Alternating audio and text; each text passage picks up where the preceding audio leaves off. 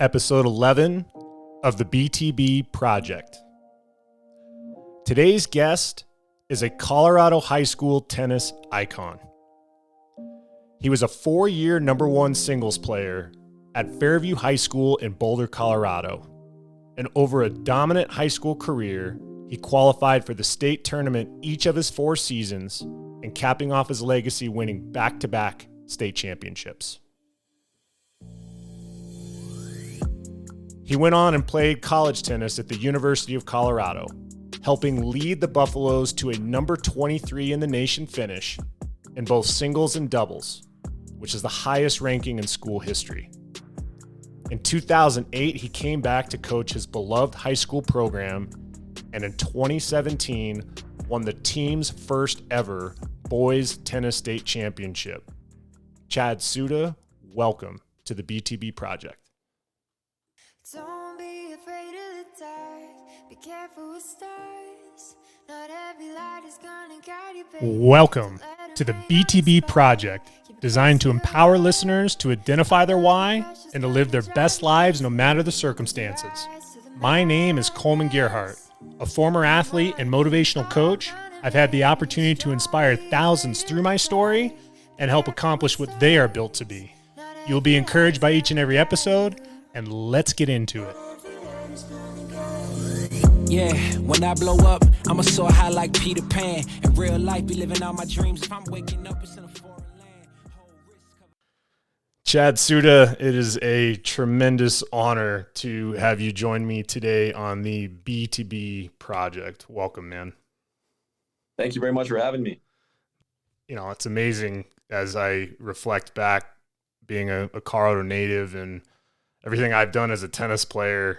I think of a very short list of people that have impacted my life, and to know what you've done for me is life-changing, man. And I know we got to chat about that a little bit before we hopped on, but I'm just really excited to share your story and, you know, kind of some of the similar paths that we as Colorado tennis guys have, you know, got to go down. And it makes me actually go back to a moment, right? And this kind of came up as I was looking at one of the photos of you, and it happened to be a photo of you coaching through the fence, right? And I don't know if you knew this, but I graduated high school the same year as you. I graduated in 2002 from Ponderosa High School in Parker. I started playing tennis when I was 14 years old. So, you know, as I was going through my freshman, sophomore year, I always love going down to state and watching the guys, you know, fight it out for the 5A state championships. And this photo that I was looking at you coaching through the fence, your composure, right? Like, you have been a guy that has always had this tremendous composure. And I remember it very distinctively, you know, your junior and senior seasons when I got to watch you win a couple state championships. And I just would love for you to start by telling me, you know, how in the world did you gain that composure at such a young age in high school? And, you know, how do you think composure has helped you being a tennis coach today? I think it's helped me tremendously in the coaching world, you know, trying to maintain what I would like my students, athletes, when the pressure's on. And I think that was not always how I felt when I was, you know, can honestly say during those state championships, but I knew that that's what I trained for. And I think that composure for me was just knowing that that's how I practiced. So I wasn't going to try to change anything at that moment, but I can say, I definitely felt the pressure, but that's what I wanted to make sure during my, my high school coaching, which just makes high school tennis so much fun to coach, but wanted them to feel the composure that I wanted them to have through me as well. Yeah. And I mean, I just remember sitting there and, you know, this was at a time where, you know, I never qualified for state. I played number one singles at Ponderosa for 2 years, and I kept getting beat out in regionals. I never won a regional match. The guy that beat me both years ended up being my college teammate, and Peter Wyrick.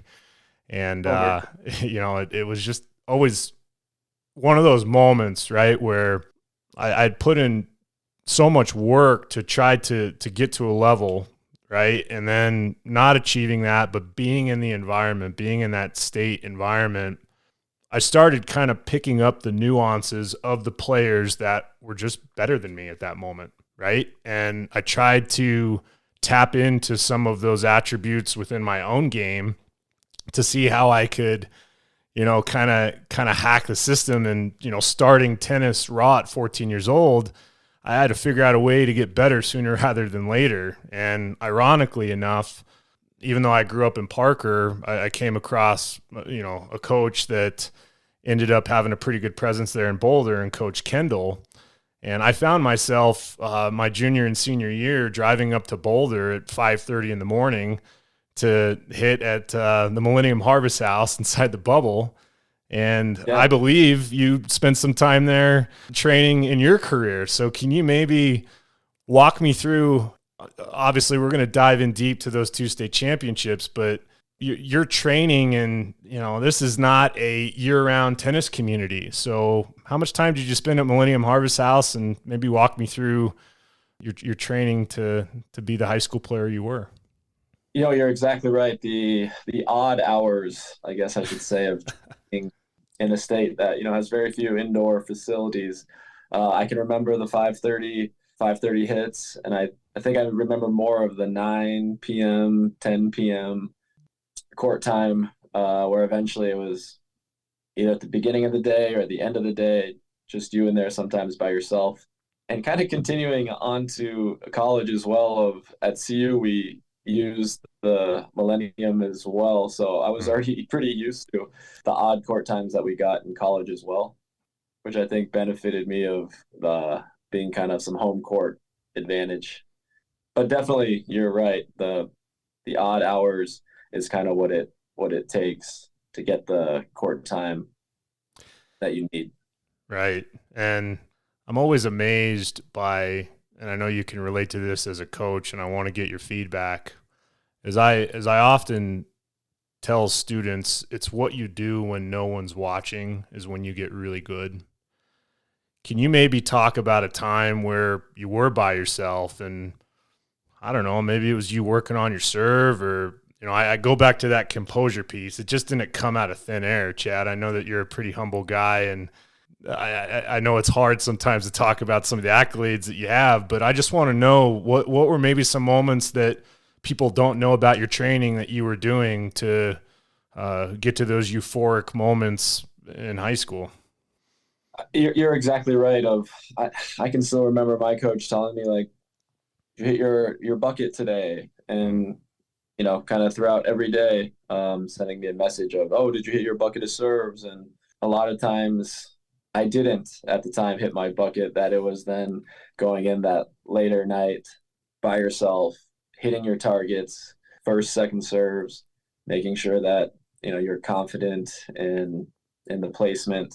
I, of course, didn't have the biggest serve of all time, so my placement was more of my weapon than the power. Without putting in the extra hours, I don't know if that would have been an effective serve otherwise. So the messages that my coach sent me were the best thing for me, but it also had to be at hours that maybe most people wouldn't want to go to the courts. Yeah, and that those extra reps, especially since we're not a year-round tennis community, you gotta be creative. So I appreciate you walking us through that. And here's another similarity between you and I is my dad was a college tennis player. He didn't play for a very long time. He was at Colorado State when they used to have a men's program, and he played there for a year. And the second year they got a new coach, and part of being on the team is he had to run a mile. And the moment the coach told him to run a mile, my dad no longer played college tennis. So I know your dad is a huge impact on your life, not just what you've done in tennis, but in athletics in general, and being a motivator and a support. Can you tell me about the relationship with your dad and what he's meant to you both as a player and as a coach you are today?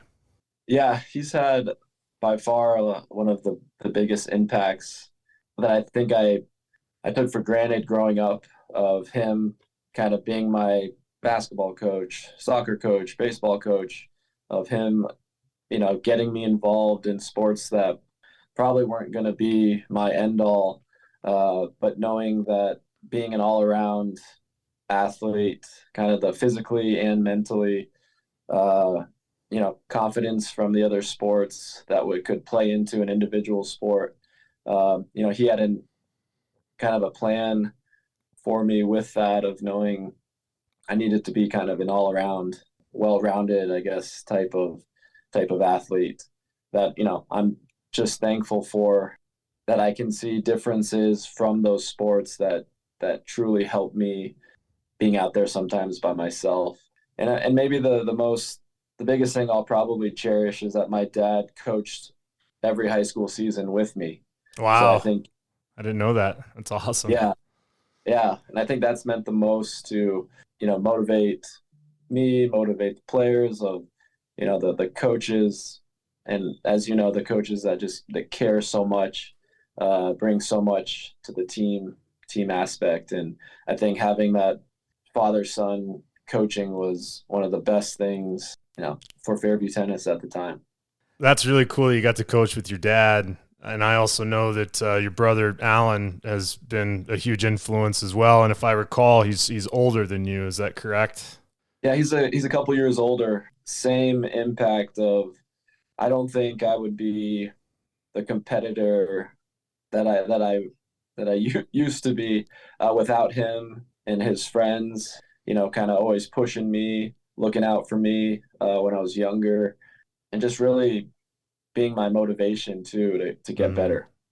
So there's another crossroads for you and I, as I have an older brother as well, who's 4 years older than me. He is actually a high school soccer coach now. He's been coaching for about 17, 18 years. And before the soccer thing kind of took off for him, he played tennis in high school. So my freshman year at Ponderosa, brother was a senior, and I essentially got beat in every sport that I played against him. Whether it was soccer, basketball, baseball, my older brother would just crush me, and he would remind me of that all the time. And somehow, some way, freshman year, I pick up a racket, and I found a way to get a few serves in a box, and I had a big forehand and knocked my brother off of the last spot on the varsity team.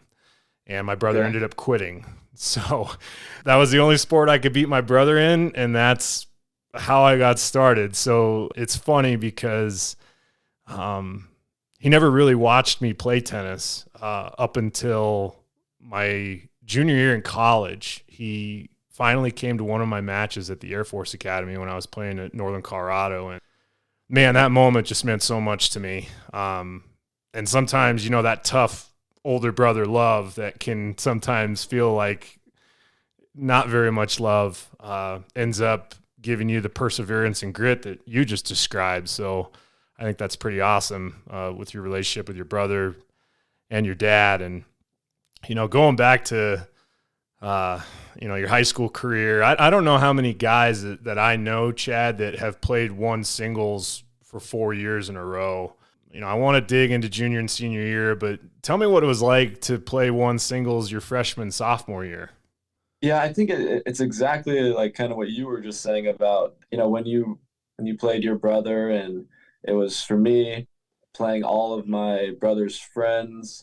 He was a senior when I was a freshman, and just I think I was so motivated, growing up with them, knowing them, competing a lot throughout that summer before that high school freshman year, that I was pretty match ready. But just knowing like I think, of course, I wanted to beat them more than they wanted to beat me. So it was a learning experience for sure. My freshman year, a humbling experience, of just playing really really strong tennis players at one singles, kind of every single match. But it was the best experience I could have got that year, of just playing the strongest players that I think, the ones I looked up to as well growing up. So the chance to play them as a freshman was the best thing for me. And if I recall those names that pop into my mind, or guys like a Chad Harris or a Brent D'Amico. I mean, Richard Tift, I came across him a few times up in Steamboat. Yep. If you don't mind, could you share those state tournament matches your freshman, sophomore year? Who were guys that ended up finding a way to beat you in those two tournaments? Oh, my freshman year, I lost to Jimmy Flanagan. Yes. Yes, he's great because he reminds me every year I see him when I was. It's always fun catching up with Jimmy. Sophomore year, I lost to Brent D'Amico Yep. in the guys, and then I lost to Wee Kim for third and fourth that year. I believe Chad Harris won all 3 years before me. Kind of the guy, Chad Harris, Corey Ross, all those guys that I looked up to. Bart Scott, I think Bart Scott and Wee Kim were all up there as well. Right, and that historically with Colorado tennis, going into your junior year, and I remember, as I mentioned, not being able to go to state and seeing the state draws both junior and senior year for you. I believe those 16 players in the one singles draw, I think at least 14 or 15 of them had D1 or D2 scholarships. It just is a time that I can't recall high school tennis being that competitive in Colorado, other than the time that you're going and figuring out a way to win a state championship. So can you maybe speak to, as you start getting into that junior and senior year, what was the competitive landscape like, and was that intimidating to you? I think at the time, with how competitive Colorado tennis was, of kind of being at the top of the Intermountain states, the guys before me kind of led the way of, being 1, 2, 3, in the Intermountain. The guys below me, being all highly ranked in the Intermountain at their ages.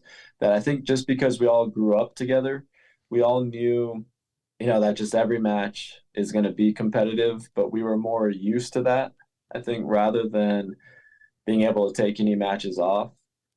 At that time, we were just more ready that, we had to compete at our highest level for state championship than having, any taking any matches off. So I think it was just more already used to it, kind of getting beat up freshman, sophomore year, that I was kind of more ready for the moment. And I think I needed that getting beat up before, of making sure that, I don't make any focus mistakes junior. So would you say that composure moment that I was talking to you about when I got to watch you play these matches your junior and senior year, do you believe that composure was built, based off of taking those beatings and maintaining enthusiasm and, kind of almost becoming callous to difficult situations on the court, mentally, physically? I mean, is that kind of the antidote that led to not just 2 state championships, Chad, but I don't think you lost many matches those 2 years? I think it definitely played a huge role of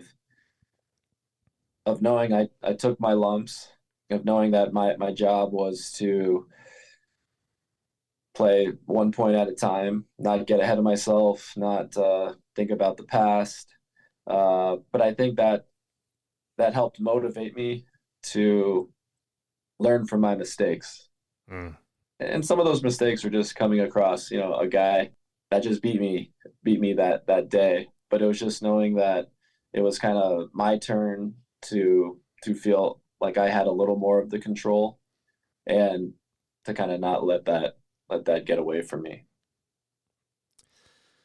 Now, I know that you love Boulder, right? And it's been a place that's not only been home, but you've grown up there and spent a lot of years there. And as we transition to your college career, I'm just curious, was CU always going to be the destination for you, or were you recruited by other schools that you were interested in? Yeah, good question. CU was not where I thought I would be freshman through junior year. I think in my mind, it was always somewhere out of state. I had a couple football friends and a basketball friend who decided early their senior year that they were going to CU, and uh, they were all like, "We should all go together." CU was always I always enjoyed watching CU growing up here. The coach at the time, Scott Davidoff, offered me a strong scholarship, and he's a great guy that I still I'm lucky to stay in contact with. But he helped persuade me to stay close, and as a former player from CU as well, and he was just saying how he knew I grew up here, but the benefits of CU, what it brought for him, and kind of lived up to it for me as well. Yeah, and that's what's interesting as far as another connecting point for you and I is I graduated high school in '02, and I was young. I actually graduated when I was 17, so I ended up taking a gap year. Well, one, because I wasn't recruited to play tennis, and two, I really wanted to play college tennis, so I figured out a way in 13 months to drop weight, some notices actually out in Arizona where I was training at a tennis academy. And I came back and was really interested in CU. And I knew that I would have to walk on at that point. Guys like Charlie Yim, I believe, were, becoming part of the team. And I was really interested in that program and the setting. And I knew it was going to be a roll of the dice to walk on. But then I also heard some grumblings that the program might be cut. And it was amazing to me to know that when I think of, Colorado tennis, especially at the college level, you got the Air Force Academy, you got DU, you got a lot of heavy hitters at D1, and CU was always in that conversation. So I'm just curious. I didn't know that it was a lot of your friends going to school that led you to maybe some of that decision, and obviously Scott, the coach. But did you have any idea that topic was on the horizon? And if you would have known, would that have changed your decision? Yeah, good question. I did not know going into, I guess, 2002 when I graduated. No, I didn't know anything about that. I think when I first heard grumblings, it was kind of junior year. They were contemplating a lot of stuff was going on at CU at the time. Non kind of sports related, I guess. Right. But I never really put those together of like a sport being cut. And it wasn't really until senior year, spring season, we were kind of doing our best, and our coach Sam Winterbotham at the time let us know, like, we got to raise money to try to keep the team. And so then I realized how real it was, but there wasn't much talk. I think the coaches kind of kept the players, probably for good reason, kind of out of the talk of cutting the team, so we could kind of still focus on what our goals were. But kind of looking back now, I'm sure I should have paid attention a little better. Yeah, and as I came back to Colorado, and I was kind of the opposite. I really wanted to stay in state. I knew the University of Northern Colorado was a Division II program at the time, and I heard rumblings that they were interested in trying to go D1 into the Big Sky Conference. And I ended up rolling the dice and walking on there. And I was, instead of receiving scholarships, I was taking scholarships, which I have a grin on my face, because I'm sure, being a scholarship athlete, that you had guys on your team at CU that, I understand the pressure of having some school paid for, and it's no different than a job today, right? Is you're paid to perform, and Was that moment at CU when you got there and you're competing on those CU South courts feel a different pressure in college competing than you did in high school? I think I could immediately tell just the level of play was, kind of like something I've never competed at. Oh. Right away, freshman year, I almost felt like a freshman in high school all over again, where, no one was going to take it easy on you. And I, took my lumps freshman year again in college. But again, was like the best thing for me to know what I needed to get better at, what I needed to train for, train harder, get in the gym, because it was eye opening to know like what the rest of the world is doing kind of tennis wise. So again, it's just a great looking back now. Maybe freshman year I wouldn't say it was the best experience, but looking back, it just really motivated me again. And I was fortunate enough, I can't recall if it was my sophomore or junior year, that I got to compete against CU. I, at the time, was playing 3 doubles and 4 singles, and I was able to get up to Boulder. And I don't believe, Chad, you guys were playing your legit squad against the mighty University of Northern Colorado, but I did figure out a way to get a doubles win, and it happened to be across the net from Charlie Yim and his partner. I can't remember who he played with at the time, but I was playing with Austin Nunn, who's another Colorado guy. So yeah, I mean, it was neat to not only compete against CU, but it just kind of broke my heart that you guys are 23 in the nation, and a year or two later the program's gone. And fast forwarding a little bit to the last 3 years, obviously we've seen what COVID has done to college tennis. And believe it or not, my program at University of North Colorado, both the men and women's program, got cut about 3 years ago. It was hard for me, even as an ex-player, and I can't imagine how hard it was for you, being an active player and close to the time of when it happened. Do you believe CU will ever bring back their men's tennis program? Yeah, it's hard. It's hard to say. Like in my mind, it's always like, yes, they're gonna find a way. The team still doesn't have an indoor facility.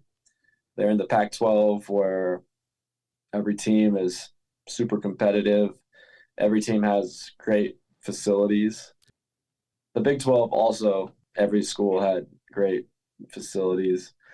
It's hard to say without somebody making a large donation, maybe really wanting that money back to see it coming back anytime soon. There's always like, you always hear positive things that we found a donor or, Yeah. but it still just hasn't happened. But it would be amazing to get something to help again Colorado tennis out, getting it back. Yeah, I think the two words that come to mind that I think would be the solution is Deion Sanders. He obviously has taken a football program in CU and put it on the map pretty quick before a football game is even played. And I think it would have to be someone like that type of pedigree, that type of drive, that type of name that's associated with tennis, or, Boulder. Listen, I mean, they brought Deion in, and I know that a lot of donors put money there to have the funds available to put someone like that in place. But my hope as a Colorado guy, and obviously your hope too, is some way, somehow it gets done. And, I appreciate you sharing that, and, going to the next chapter of your life, man. And I'm just excited to walk through this journey with you as your coaching career. So I understand in early 2000s, after everything wrapped up with college, you end up going back to Fairview High School. And it sounds like your AD that you were close with said, hey, this position might be opening up. And is it something that, you ever thought you'd dream of to go back there? Yeah, it wasn't on my my plan, I guess I could say. It happened very naturally, though, of I think what I went through at CU with uh, a team that, maybe we weren't the most talented of tennis players like in the Big 12, but I think what helped me or what motivated me to become a coach was just knowing the motivation of a team can really accomplish a lot more than you think. That senior year, I think of finishing tied for second in the Big 12 was like the best CU has done, and I think our loss was still to Baylor, but beating teams like Texas A&M, Texas Tech, Oklahoma State, teams that in that time frame were all top 20 teams, made me want to help coach again to build a team that can do more than what they kind of think they can. And I think that's the driving force behind coaching team tennis, is that it's such a great feeling to build an environment where everyone, believes more than what they would maybe individually think. I saw a quote that was out there, and it says, "A team is always bigger than I." And it sounds like when you were at CU that not only was that belief amongst yourself, but all your teammates and the coaches and the program. But were you able to take that into high school? Because let's be honest, I've been in high school tennis now for 14, 15 years. Got to be a head coach for about 10, 11 years for girls tennis. But when it comes to high school boys, was it a challenge for you to get the Fairview Knights to buy in to the we? And I guess the simple answer is no. Like I had maybe the best leaders. My first year of coaching, the seniors, kind of one that stands out to me right now is someone I still keep in contact with. Stephen Cartwright. He was the captain of the basketball team, kind of captain of the tennis team at the time, and he fully bought in to what I was asking: work ethic, discipline. Sometimes you guys are going to sacrifice, and kind of with his leadership of buying in, each player that maybe at first was a little unsure of what I was asking, fully bought in within the first month. So it was not a seamless, I think, transition for me to come in, but it was a more natural transition that the players were already ready to work harder. And I think that right away motivated me as well to, push them more, build the program, and that it's kind of the players program. Like, of course, I'm going to be there every step of the way, but the work that kind of has to be done is with the players. So the players kind of got to lead more than once things were kind of going, that the players were the leaders. Of course, I was there to make sure they were leading in the right way. Right. But that was how the program kind of was built, from that first captain to the next captain, where they just kept taking on more responsibility. Yeah, and I think back to, teams that I've been on in high school, definitely had a lot of I mentalities. In college, certainly had a lot of I mentalities. And when I decided to coach high school tennis, it came down to two reasons. One is during my senior year, when I was on fall and spring break, I'd come down and watch my brother coach a few soccer games. At the time, he was the head soccer coach at Mullen. And I remember going down and watching them play in the state championships, and they ended up losing in overtime. But just watching my brother and how he connected with players and things like that, it started making me think. I was like, I didn't have that great of a high school experience. I didn't have that great of a college experience. I don't want a kid to have to go through what I went through. So I'm going to go back and I'm going to try to feed into a program and these kids and see if I can change the trajectory, right? And that's how it started for me. I was actually hired as one of the youngest coaches ever in Jefferson County at Chatfield as a girls tennis coach after I graduated. I was 22 years old coaching high school girls tennis.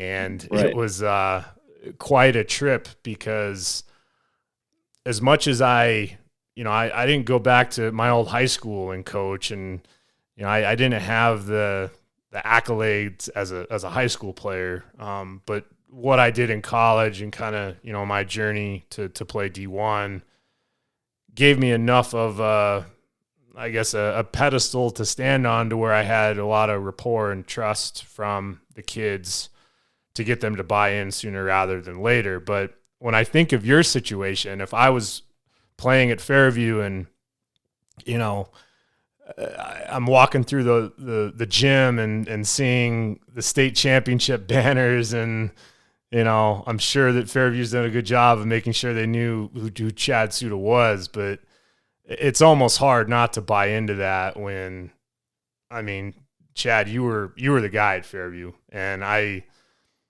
think that that makes it a pretty neat situation as a player to know that this guy who's been there, has done that, is coming to coach me. Maybe speak to what it meant to you to go back and listen. You won it as an individual.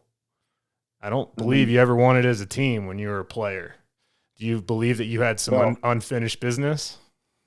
I think so. I think that was a big motivating factor for me, was that it was my school that gave me so much, supported me so much, the town that supported me so much for my tennis career, and knowing that no school in the Front Range has ever won, a team title. Knowing full well that the history of Colorado tennis with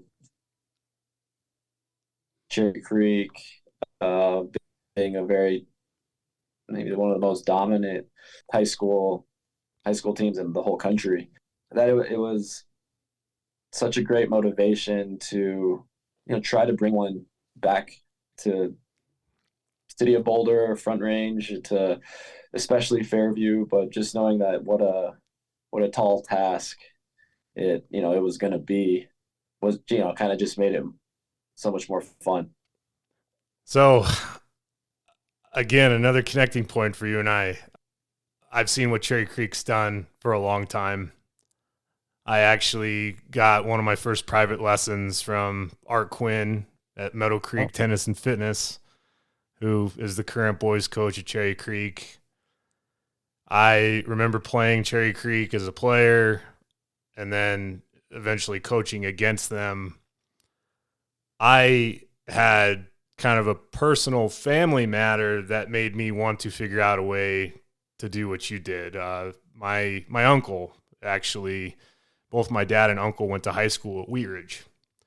And if you remember back in 96, I believe it was, when Chris Jenkins beats Jeff Salzenstein to do one of the most amazing upsets of not only one of the greatest high school tennis programs in the country, but one of the greatest high school athletic feats of how many state championships they won. And seeing what Wheat Ridge High School did, I was like, whoa, not only do I have a chance to give back and change the trajectory of what I experienced as a kid, but I want to go after the best of the best.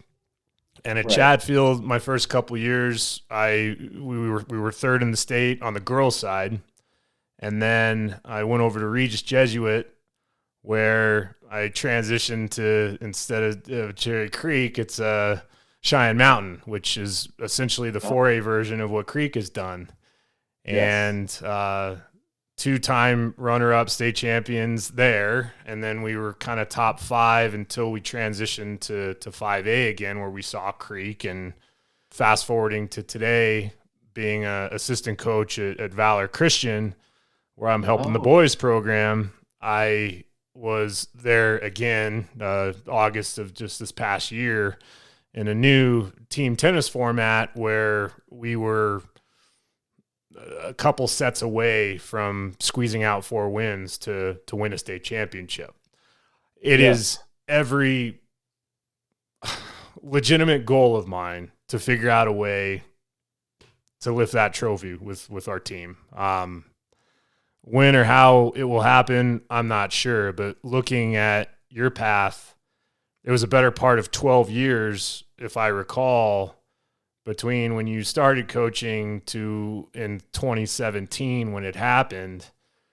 I mean, you were laying bricks there for a long time, that foundation of buy-in and support. And I mean, tell me about it, man. 2017, you go into that season and you do something that doesn't happen often in Colorado high school tennis. Yeah. What was that season like, man?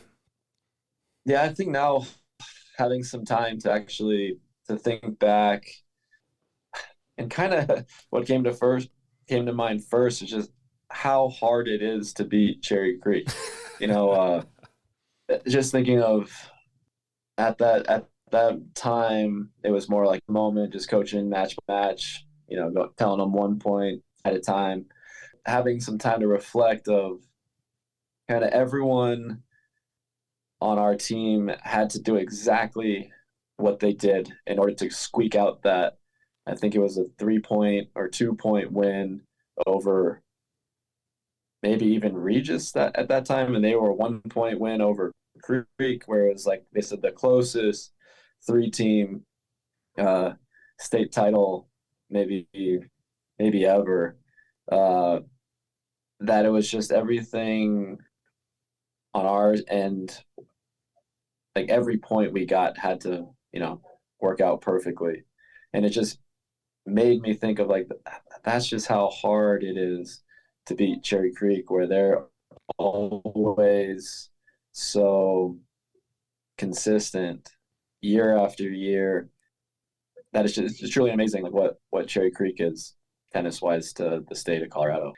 It definitely makes me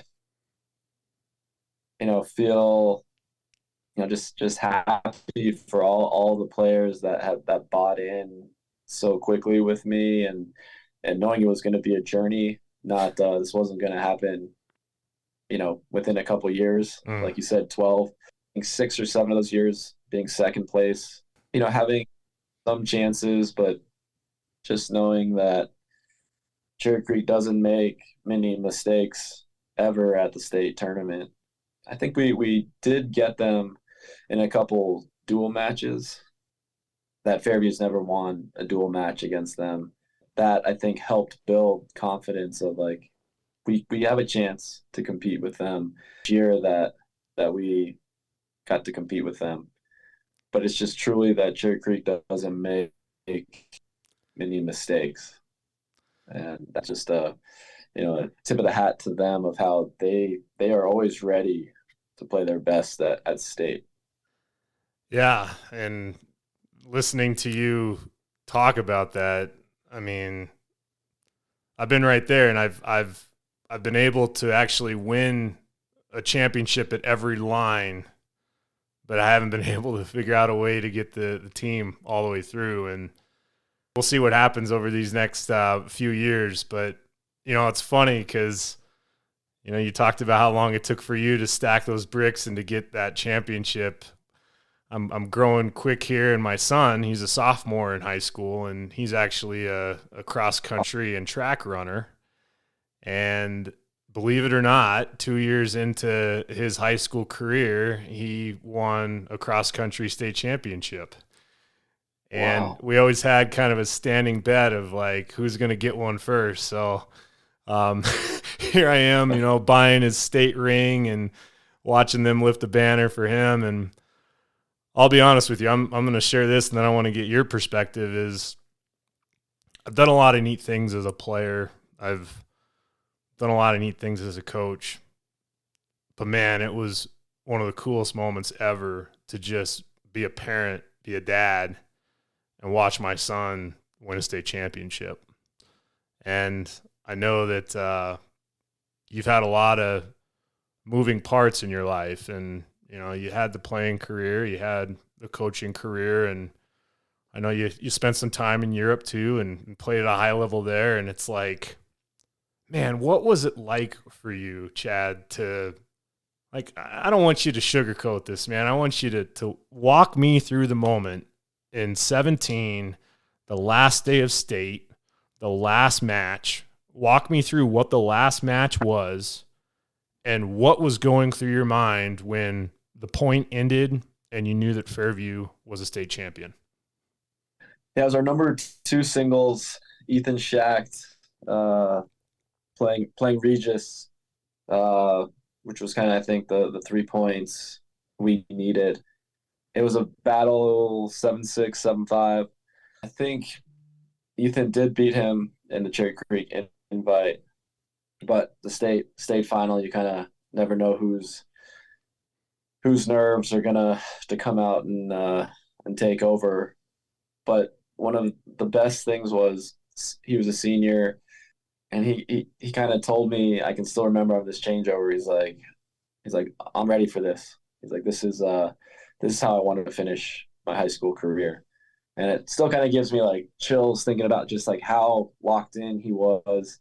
And him being our last match was kind of like the culmination of, kind of like you said, stacking those bricks throughout the years, where he came up short the year before, and not even, saying too much to him about him just coming to me every time saying like, I'm ready for this. Kind of solidified that, all the players beforehand, all the coaches that helped, is that just the players were ready, and they were ready to take on, the best team in, the history of Colorado with Cherry Creek.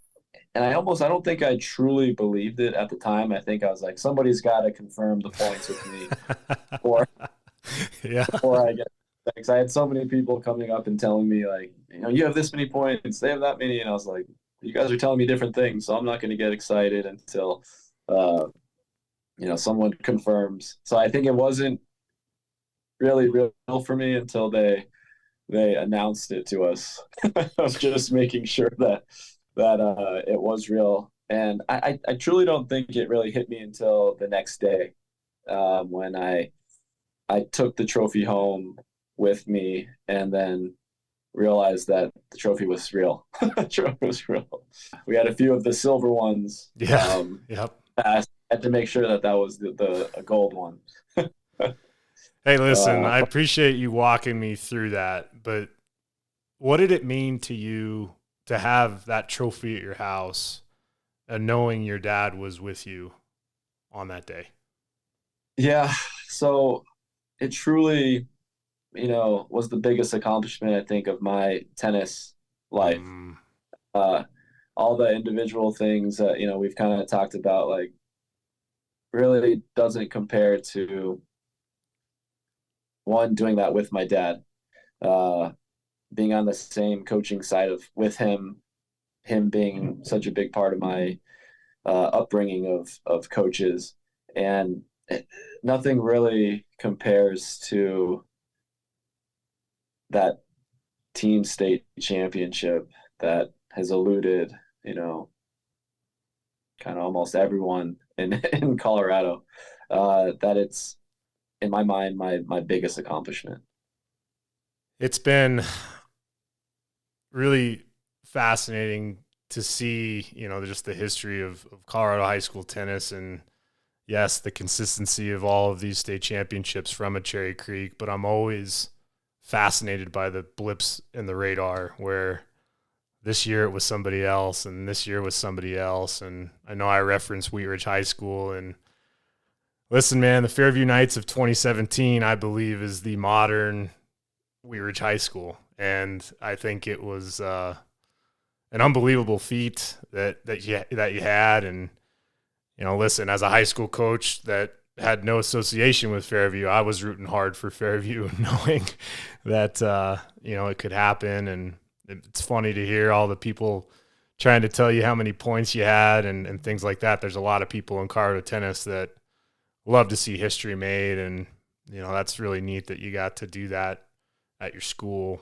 and with your dad and with your players who bought in to what you did. And listen, we've covered a lot today, Chad, and as we kind of wrap up, I have a lot of listeners that are high school players or college players or former college players, and I'm just curious, man. I mean, based off of everything that you've learned and if I was to ask you to give advice to your 16-year-old self, so you're sitting at a Starbucks with Chad Tsuda, who's 16, knowing what you know today, what advice would you give him on how to continue to, perform in high school tennis and, optimize his opportunity? Yeah, I think the biggest thing I would say is just enjoy every moment. Of everything works out for a reason, but you have to make sure that you can, one of our sayings was like playing with no regret, so that you could enjoy the big moments, the sad moments, the losses, the wins. But I can remember my dad saying every final day at state that we had is like, you leave today, win or lose, with no regrets. And I think that's the thing that players, I hope, took away from the biggest moment in their high school careers, is that they're going to leave it all out there and win or lose, be happy with the outcome. And I think that's what I tried to follow through with as well. And I would tell myself that again, to play with no regret. You've done a lot in your tennis and coaching career. It's an unbelievable journey that you've been on, and I know that you tick just like me, Chad, that you reflect more on the process than you do sometimes the accomplishments. And going to where you're at today, being I believe a director of tennis and still representing Boulder tennis in a little bit different setting than high school and what you've done in the past. When it's all said and done, my final question to you, Chad, is, what legacy do you want to leave and how do you want to be remembered? Yeah, I kind of haven't had too much thought about this, but I think it goes back to one of my biggest goals is that just as a player, coach, mentor, the students that I am coaching now, from the past and the future, of just knowing that they have somebody that like truly cared about them, and just being remembered as somebody who cared about his players, cared about his community, would be the biggest thing right now. Yeah. That's awesome. There's a lot that the listeners can certainly take away from that advice. And as much as there's some unbelievable accomplishments you have, the simplicity of letting people know and wanting them to know that you cared truly speaks to who you are as a person, speaks to your heart. And it's not a fluke, Chad, that you had the accomplishments and success that you've had, because I think you lead with a lot of integrity and humility, and that's what the world needs today.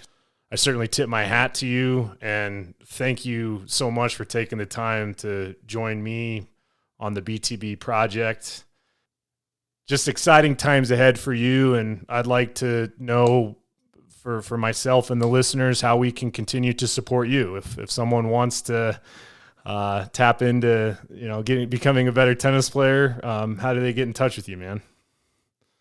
Well, no, I just want to first say thank you for having me.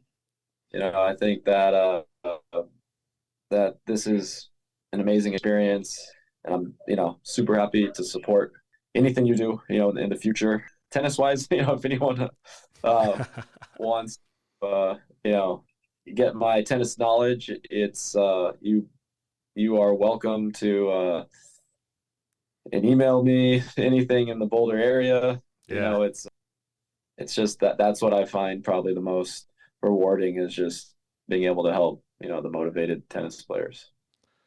Excellent. Well, I'll certainly make sure that contact information is available in the podcast notes. Again, the B2B project is 11 episodes in, and I'm so grateful for the support and, mission we're on to try to help as many people as we can. And I'm going to keep trying to come at you guys with awesome content and impacts and motivators in my life, and hope it impacts and motivates you. Until next time, take care, and thanks for checking it out. You're told I'll be a harder temptation.